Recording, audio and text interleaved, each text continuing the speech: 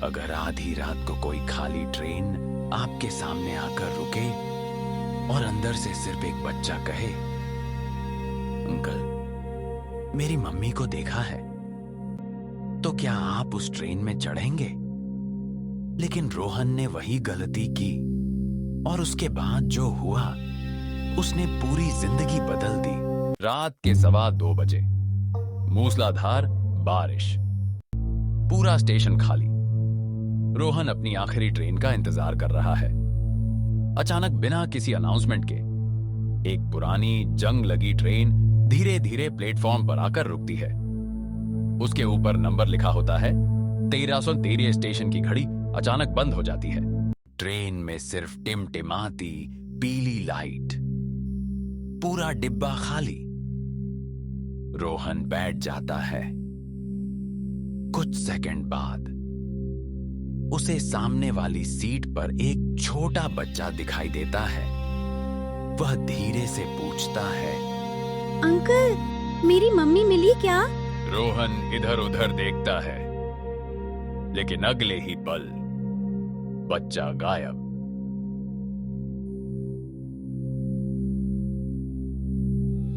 Train तेज रफ्तार पकड़ लेती है।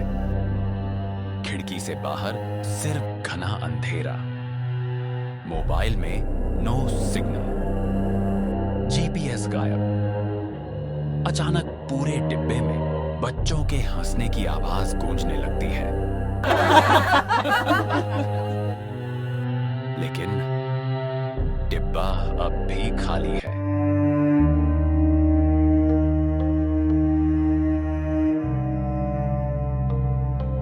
कोच के कोने में लगी स्क्रीन अपने आप चालू हो जाती है। उसमें रोहन दिखाई देता है, लेकिन उसके पीछे एक सफेद साड़ी वाली औरत खड़ी होती है। रोहन पीछे मुड़कर देखता है, कोई नहीं। फिर स्क्रीन देखता है। औरत अब बिल्कुल उसके कंधे के पास है। धीरे धीरे कदमों की आवाज, टक टक टक। एक पुराना टिकट चेकर सामने आता है, चेहरा आधा जला हुआ। वह बिना पलक झपकाए कहता है, टिकट। रोहन कांपते हाथों से टिकट देता है। टीटी मुस्कुराता है, ये ट्रेन जिंदा लोगों की नहीं है। और अचानक गायब। भूतिया डिब्बा दरवाजा अपने आप खुलता है। अगले कोच में दर्जनों लोग बैठे हैं। सभी के चेहरे नीचे झुके हुए।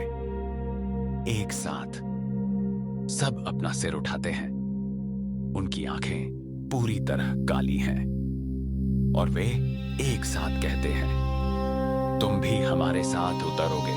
रोहन भागते भागते इंजन तक पहुंचता है, लेकिन इंजन में कोई ड्राइवर नहीं। ट्रेन अपने आप चल रही है। अचानक पीछे से वही बच्चा कहता है, अब बहुत देर हो चुकी है। रोहन मुड़ता है। पूरा इंजन गायब। वह हवा में खड़ा है और ट्रेन एक गहरी खाई की तरफ दौड़ रही है। अचानक पूरी ट्रेन जोरदार आवाज के साथ खाई में गिरती है। धड़ाम। कुछ सेकंड की खामोशी। फिर रोहन अपनी आंखें खोलता है।